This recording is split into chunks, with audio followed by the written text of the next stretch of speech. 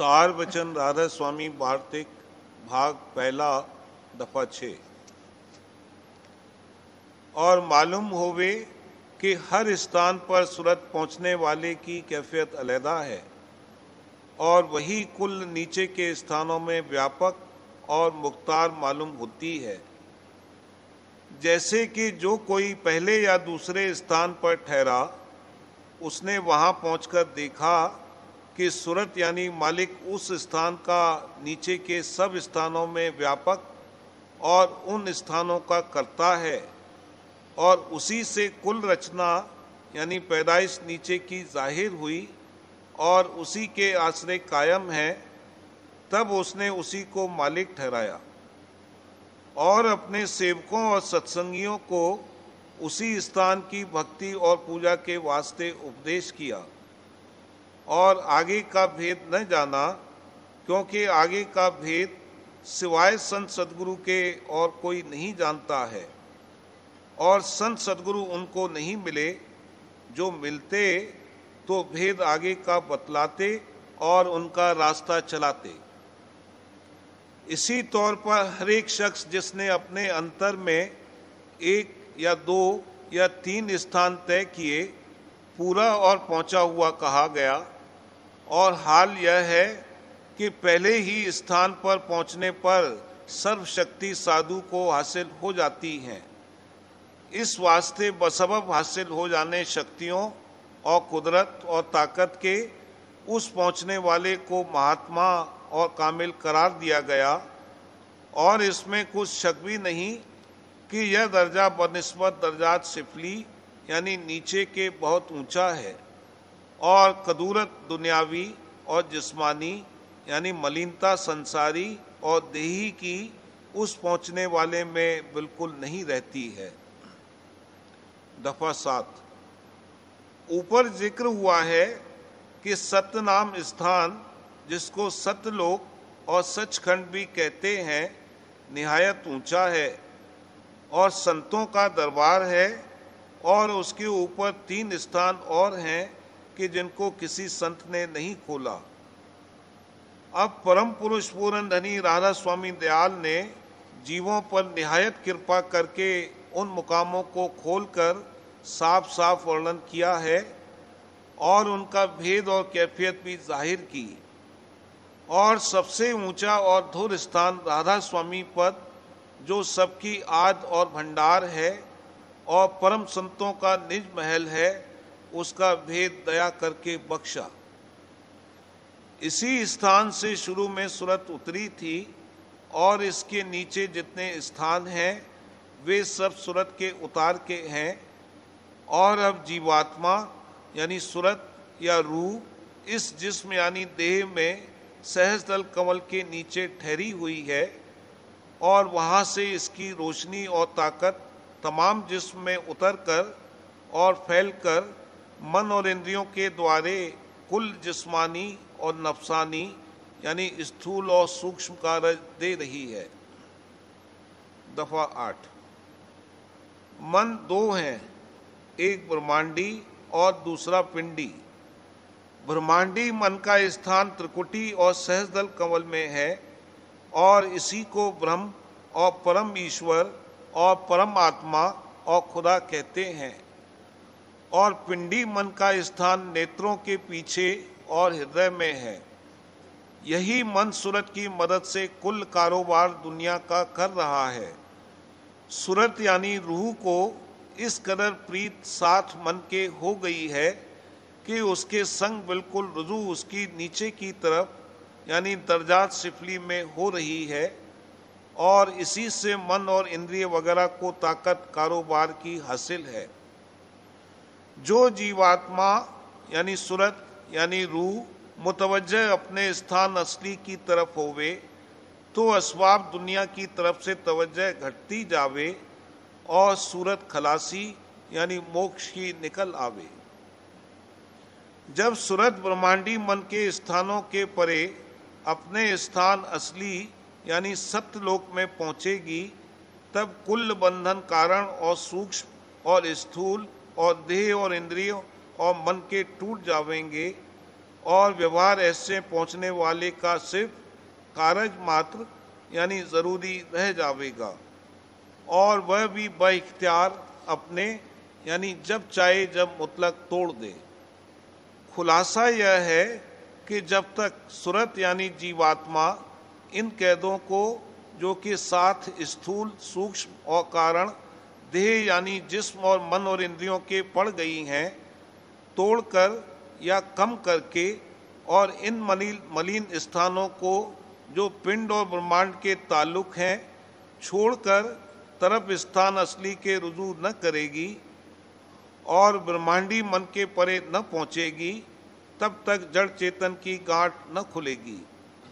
और कसीफ यानी जड़ पदार्थ यह है, मन और इंद्रिय और देह यानी जिस्म और कुल संसारी व्यवहार और भोग वगैरह, और सूरत लतीफ और चैतन्य है, और इन दोनों की मिलौनी का नाम गांठ है। सो जब तक यह गांठ न खुले यानी मिलौनी माया की दूर न होवे, तब तक उसका नाम मोक्ष नहीं हो सकता, और न कभी बीज आशा और तृष्णा का नाश होगा।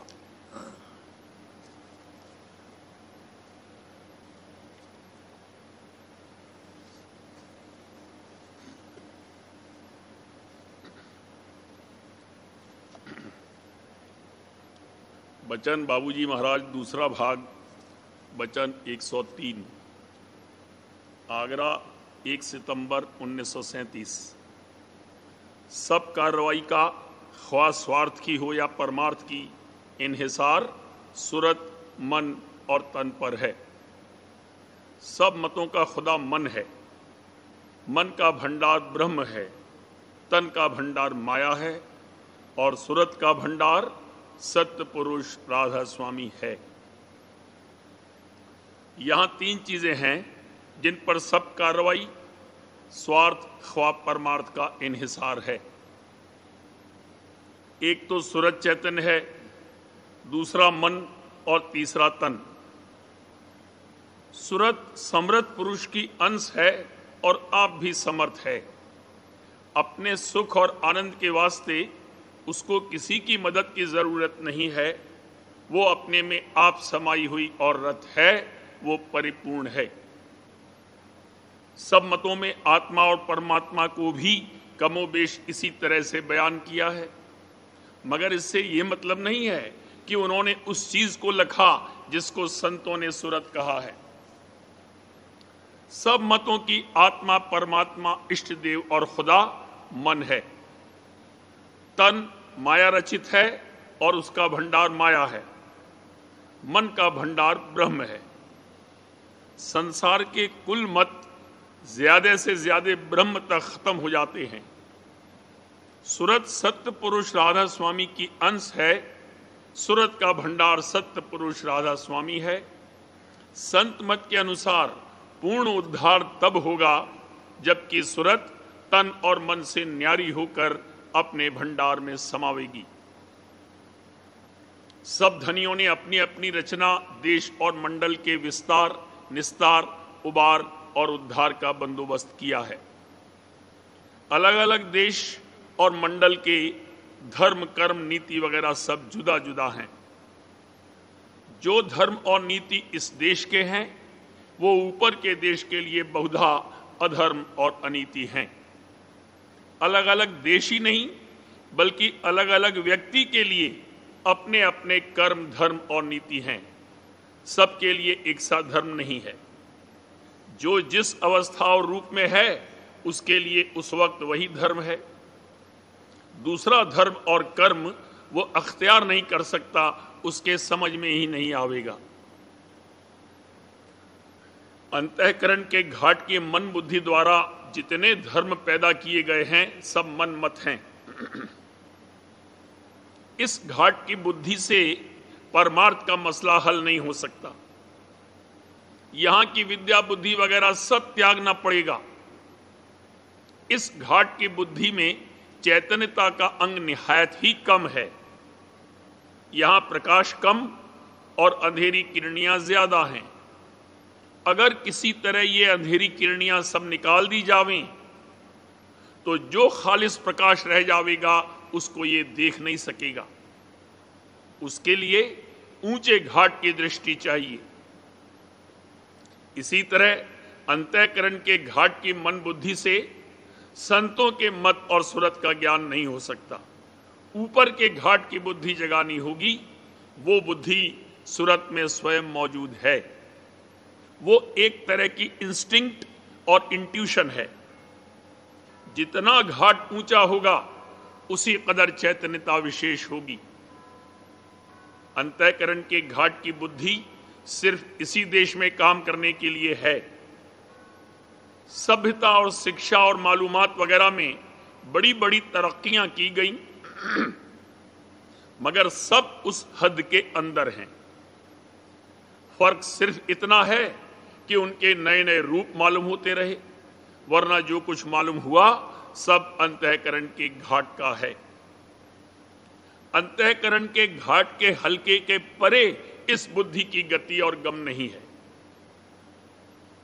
हमारी बुद्धि, इंद्रियां, औजार और ज्ञान वगैरह जो हमको यहां प्राप्त हैं, वो 3 वसत यानी डायमेंशंस में काम कर सकते हैं। चौथी वसत का कोई ज्ञान नहीं हो सकता। हर तत्व के अणु में उसके रूप को कायम रखने वाली शक्ति का जो केंद्र यानी मरकज है, उसके अंतर और परे का जब ज्ञान हो तब वो उस तत्व का अंतरी ज्ञान है। यानी तत्वों की तन मात्रा का ज्ञान होना चाहिए और वो अंतःकरण के घाट के औजार और बुद्धि से नहीं प्राप्त हो सकता। ऊंचे घाट की यानी ब्रह्म बुद्धि को जगाना होगा। वहां जाकर सब तत्व एक रूप में और एक दूसरे में तब्दील हो सकते हैं। तत्व कहने से मतलब यहां के तत्वों से है। 84 लक्ष धारों के असल में 84 तत्व हैं, मगर इस वक्त 84 से कुछ ज्यादा तादाद समझी जाती है और रोज तब्दीलियां हुआ करती हैं। कभी कोई नया तत्व मालूम होता है तो कभी कोई तत्व मुरक्कब साबित हो जाता है। इनको यहां तत्व इसलिए कहते हैं कि इस घाट पर हमारे पास कोई ऐसे औजार नहीं हैं जिनसे इनके और सूक्ष्म रूप निकाले जा सकें, वरना वास्तव में ये कोई भी तत्व नहीं है, सब मुरक्कब और मिश्रण हैं। वास्तव में तत्व 5 हैं जिनका रूप बहुत ऊंचे से निकला है। वहां वो तत्व रूप में हैं। उस घाट के नीचे एक परमाणु तक में वो मौजूद हैं। ये एक आम कायदा है जो सब जगह देखने में आता है कि जो शक्ति जहां से प्रकट हुई वो उसके नीचे सब जगह है, एक जर्रे तक में मौजूद है। 5 तत्व, 3 गुण और 25 प्रकृतियां जहां से प्रकट हुई हैं उसके नीचे सब जगह मौजूद हैं। ये रचना 5 तत्व, 3 गुण और 25 प्रकृतियों की है। यहां कोई चीज मुफरद नहीं है। बिजली की शक्ति जहां से निकली है उसके नीचे वो सब जगह है, उससे ऊपर उस रूप में नहीं है। जो बिजली की ताकत यहां है वो हर एक चीज में है।